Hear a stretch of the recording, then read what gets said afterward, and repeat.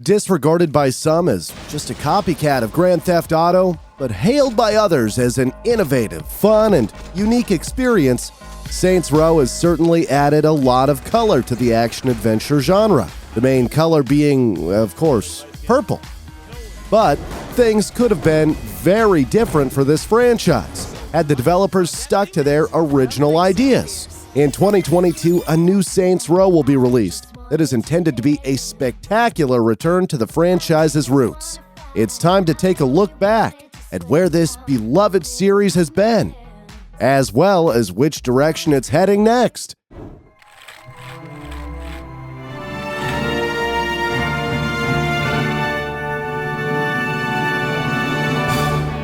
This is the evolution of Saints Row.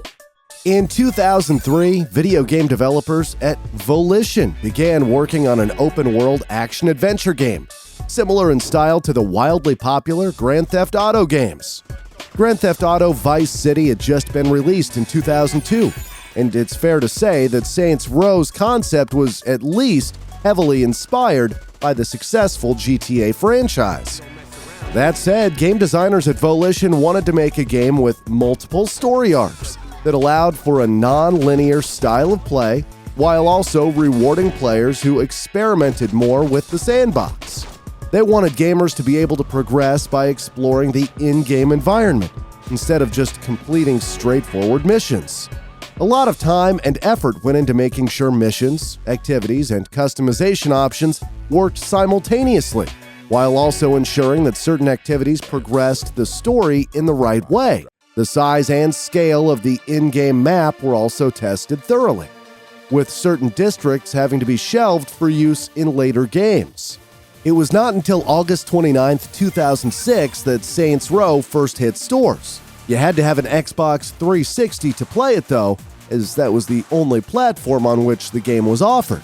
The game's plot follows a young man nicknamed Playa, who's rescued and recruited by the 3rd Street Saints on the streets of Stillwater.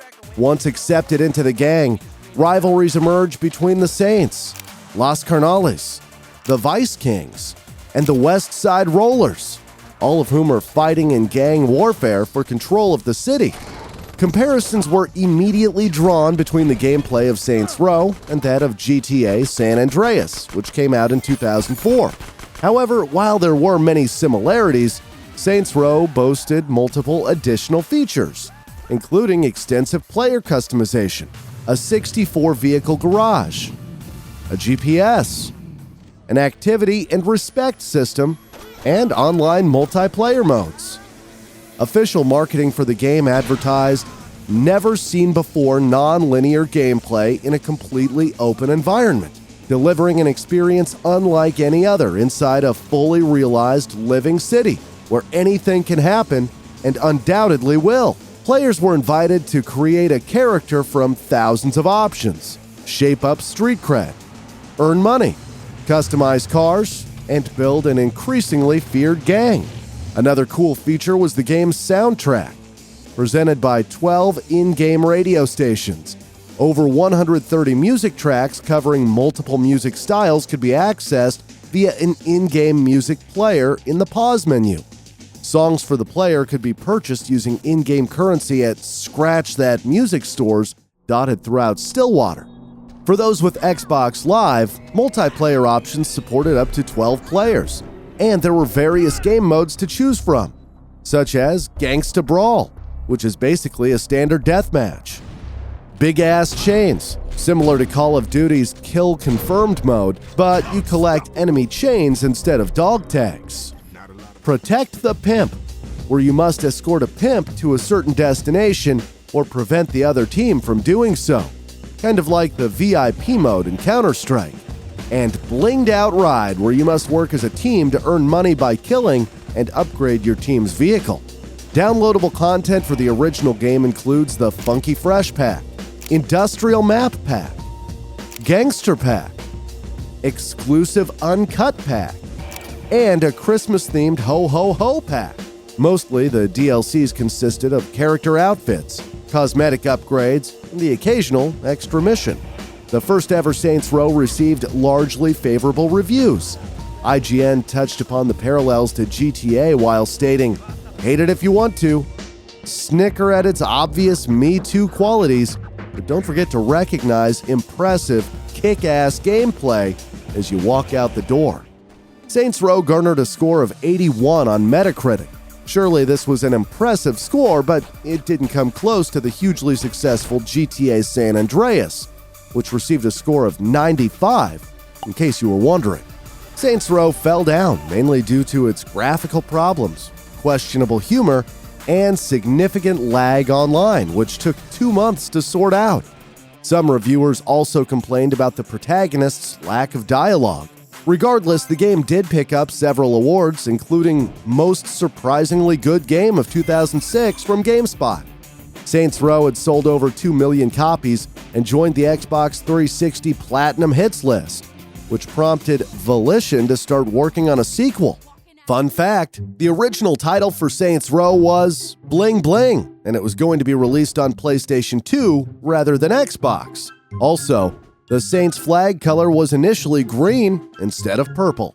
Saints Row 2 debuted in October 2008. Unlike the original, the sequel was made available for both PC and PlayStation gamers, as well as on Xbox. While still in development, lead producer Greg Donovan was asked about the upcoming GTA title, Grand Theft Auto 4. Donovan made it clear that he thought Saints Row could compete and that it offered a very different experience than what other games are looking to do. Whereas GTA seemed to take a more serious approach, Saints Row moved in the opposite direction and went for over-the-top gameplay with a cartoonish style. Reportedly, there were many ideas left out of the end product because they were too edgy and rude, which is kind of hard to believe when it comes to Saints Row these days. The sequel takes place roughly 5 years after the events of the first game and follows the same main character, the boss, who wakes up from a coma to find that new gangs have stepped on the 3rd Street Saints' former territories. That's not all. Ultor Corporation has transformed the Saints Row district and has further plans to completely change the city of Stillwater. The player is tasked with reclaiming his or her turf. A woman can now be chosen to play as, unlike before, while making their mark, demanding respect, jacking their ride, owning their hood, and grabbing their piece. Story-wise, it's pretty similar to the first game, defeating enemy gangs, this time the Ronin, the Brotherhood, and the Sons of Samurai, reclaiming territory and gaining respect through various side activities. Gamers can tackle the campaign in 2-player co-op or multiply the mayhem with online open-world gameplay. The number of licensed music tracks in-game was increased to 170 tunes, still accessible through the radio stations or at home. Saints Row 2 had plenty of DLC, including 2 episodic expansion packs, Ultor Exposed and Corporate Warfare. This helped to prolong the lifespan of Saints Row 2 and plug the 3-year gap until the next entry in the series. Critics were mostly positive in their response to Saints Row 2. Metacritic scored the game 81 out of 100. Game Revolution said in their review, "If you want class and moral dilemmas with your gang warfare, then look elsewhere. But if you want explosions, revenge, sex, money, drugs, and rock and roll, then a trip to Stillwater is just what the doctor ordered." It wasn't all plain sailing, though. Entertainment Weekly labeled the game racist, misogynistic, crude, cynical, humorless, and stupid, and called it the worst game of 2008. What's funny is they had previously given the game a B rating and said it was a larcenous good time. Jack Thompson, a former lawyer and protester of violent video games, referred to Saints Row 2 as a Grand Theft Auto ripoff, and said that, as is true with pornography, as is true with violence, the subsequent products tend to push the envelope even more. Well, the bad press didn't hurt sales. The game sold approximately 400,000 units in its first month, and by September 2010, had shipped 3.4 million. Fun fact, marketing campaigns for the Saints Row franchise have often mirrored the bizarre and often controversial nature of the games themselves. For example, one of those campaigns featured Tara Patrick, an American porn actress. The follow-up to Saints Row 2 came in November 2011, and it was available on the Xbox 360, PlayStation 3, and PC. Development of the third installment, called Saints Row the Third, actually began at Volition in September 2008, a month before Saints Row 2's release. This third entry marked a significant change in style, as more emphasis was placed on humor, pop culture references, and outrageous content. The game is set in the fictional world of Steelport, which is based on New York City and continues the story of the 3rd Street Saints. The crime organization Syndicate runs things in Steelport, and once again, it's up to the protagonist to wrestle back power and rise to the top. Rival gangs are the Morning Star, the Luchadors, and the Deckers.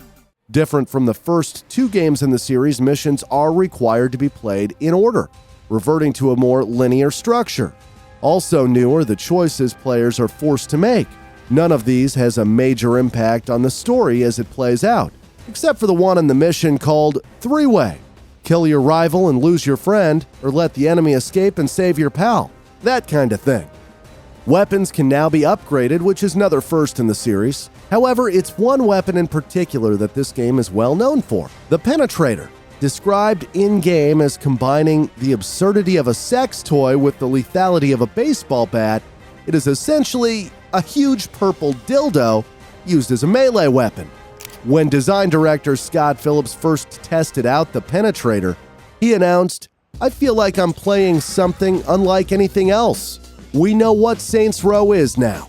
There's no competitive multiplayer in Saints Row the Third, however, you can enjoy co-op mode with a friend. The overall reception of Saints Row the Third was mixed, but it was another financial success. In total, over 5.5 million copies were sold. Compared to the previous Saints Row titles, it became the most successful game so far.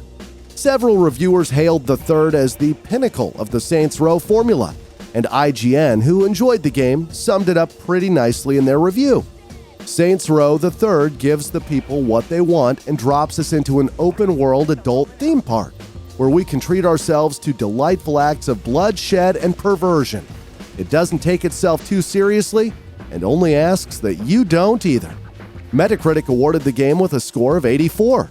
Dan Whitehead of Eurogamer addressed the ongoing Saints Row Grand Theft Auto debate, acknowledging GTA's choice to go all serious and calling Saints Row a gleeful, silly sandbox game that was marketed almost exclusively based on its wackiness. From the costumes to the sex toy weapons, Whitehead noted that the quirkiness quickly became predictable and repetitive, and called the activities sanitized and generic. The game's graphics were considered average at the time, and although he loved the neon-lit towering skyscrapers of Steelport, IGN's Hatfield thought the streets were sometimes too lifeless. For the majority who liked the game and wanted more, there was lots of DLC to choose from, including the definitive edition called the Full Package that contained all post-release downloadable content, including all 3 mission packs. Fun fact, after testing and abandoning their initial idea for the game, a choice-based adventure concept in which an undercover agent infiltrated the Saints, the development team at Volition needed to find a new direction.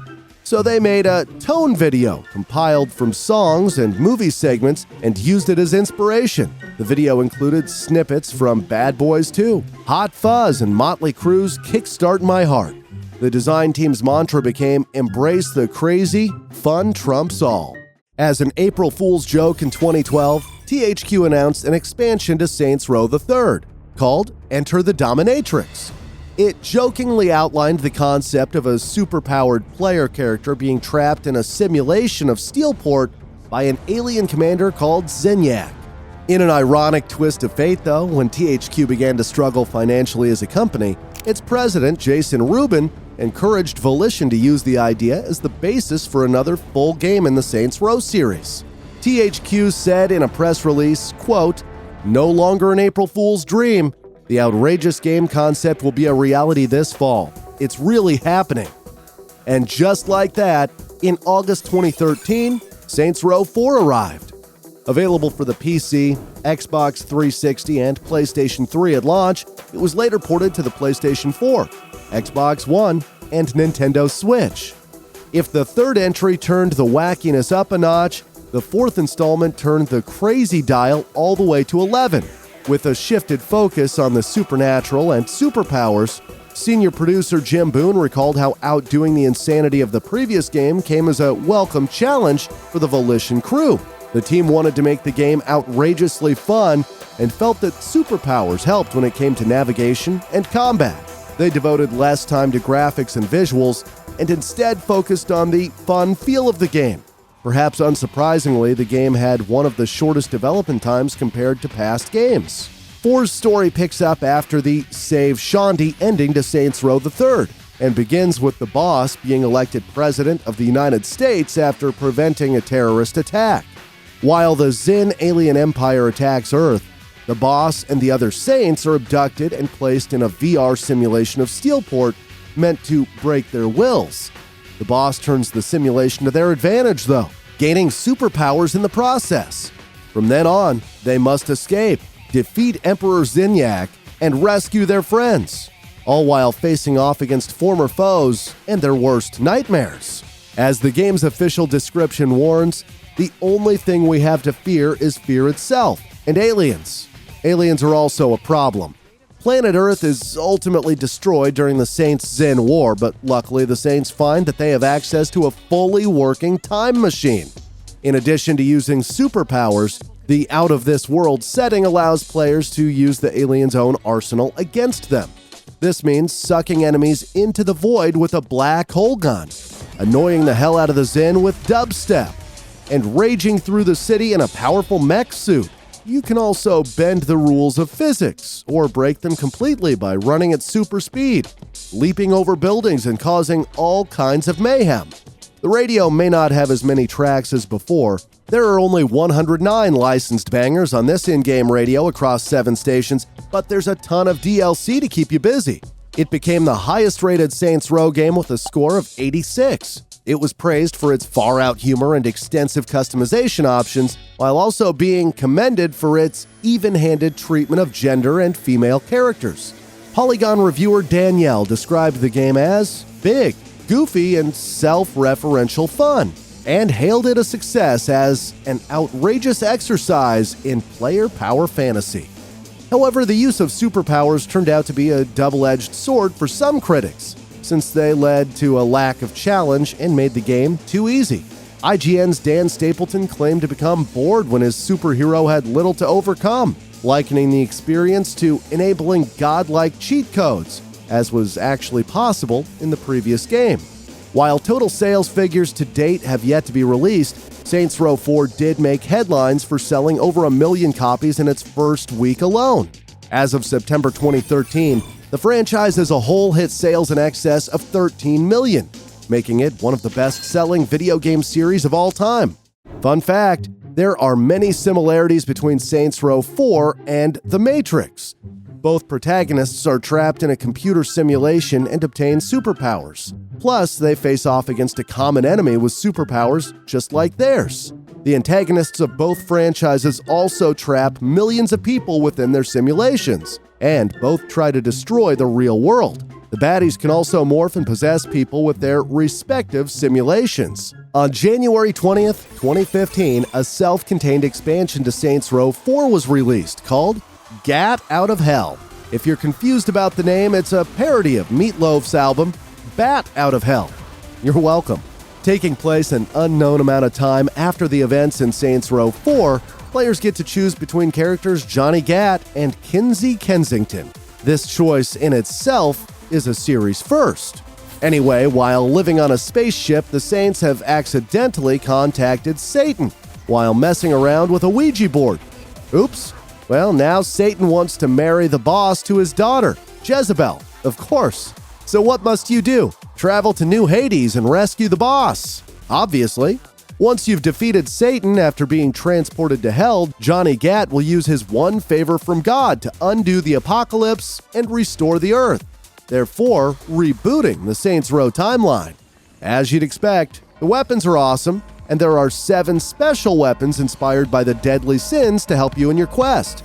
The best one has to be the Gluttony Gun. It shoots cake batter on the enemies so that they're eaten by others. Epic as it all sounds, reviews for Gat Out of Hell were mixed. In fact, it became the worst-rated Saints Row with a score of 64. A wildly new setting, cool superpower abilities, fresh characters, and interesting enemies were praised by the critics. Brittany Vincent from Destructoid gave the game 8 out of 10 and said it feels much more polished and finished than Saints Row 4's Steelport simulation. But the game was let down, according to IGN, by its underwhelming graphics, repetitive side missions, and by encountering regular bugs. Fun fact, Saints Row is part of a shared universe, meaning the franchise has crossovers with other games made by the same studio. Agents of Mayhem, for example, is a spin-off game made by Volition that was intended to be its own franchise. Yet, it continues certain plot points from Gat Out of Hell and references Saints Row mainstays, such as the purple fleur-de-lis logo and the Ultor Corporation. In addition to the main lineup of games, the DLCs, spin-offs, and other game tie-ins, there have been a number of Saints Row titles that ended up being canceled, either partway through their development or soon after their release. For instance, a port of Saints Row 2 was at one point being prepared by Savage Entertainment for the Sony PSP. It ended up being reworked into a separate game called Saints Row Undercover, but it was later canned due to concerns about quality. Many years later, Volition did release the prototype as a free download. A spin-off game named Saints Row Money Shot was also intended to be released on Xbox Live Arcade and PlayStation Network as a filler between the second and third games in the series. The plan was to pique interest in then-upcoming Saints Row the Third, and players would have been able to unlock exclusive items for use in the main game. Alas, never came to fruition, and Xbox owners missed out on a potential 12 achievements, totaling 200 gamer score. Not to mention another Saints Row game.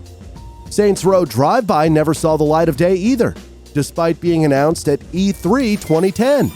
It's believed, but not confirmed, that Drive-By was an early version of the doomed Money Shot game. Then, those who dreamed of a Saints Row fighting game playable on Xbox Kinect or PlayStation Move were also left disappointed when Saints Row The Cooler was canceled. From disappointment to delight, though, in August 2021, Saints Row fans received the confirmation they had been longing to hear ever since a tentative announcement was made by THQ Nordic back in 2019.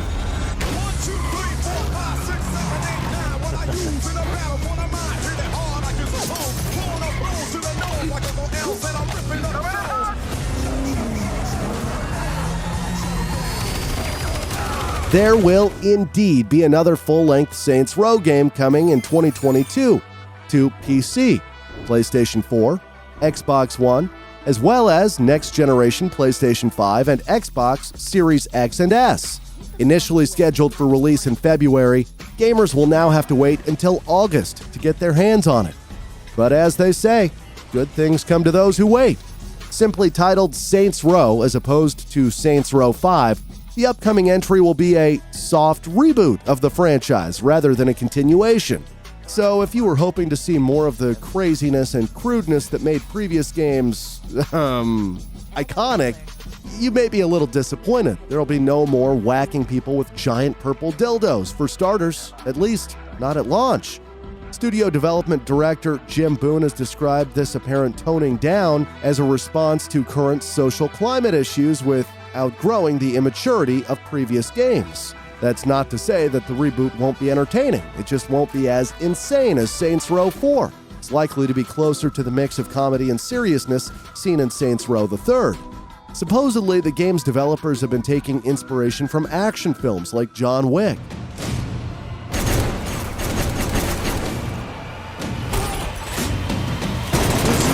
Hobbs and Shaw. Pretty crazy. And Baby Driver.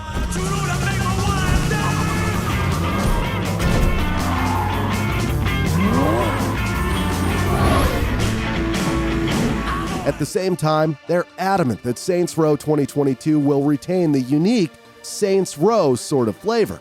Despite reassurances, previews of the game have led to complaints about hipster themes and characters being too woke. Time will tell, I guess. As for story and gameplay, according to the creators, players will get to experience the biggest and best Saints Row playground ever created. The unique, sprawling world of Santo Ileso is the backdrop for a wild, larger-than-life sandbox of thrilling side hustles, criminal ventures, and blockbuster missions as you shoot, drive, and wingsuit your way to the top. A new city in Southwest America with new faces and far less glamour. Santo Ileso is split into 9 crime-ridden districts where rival factions such as Los Panteros, the Idols, Marshall Defense Industries, and of course, the Saints fight for dominance. Similar to previous games, players will be tasked with taking over those districts, which range from the slums of Rancho Providencio to the casinos in El Dorado and the suburbs of Monte Vista. An interesting addition this time around is the multitude of side ventures and shady businesses that protagonists can set up to help fund their gang activities. Improving the in-game driving mechanics has been a key focus for the game developers. And there will be more vertical areas for players to take advantage of with specialist tools. What's more, there will be an in-depth character creation setup, and friends can drop into each other's game sessions and progress their own stories simultaneously while both acting as boss. No doubt this drop-in cooperative multiplayer will lead to endless hours of goofing around, just how Saints Row should be.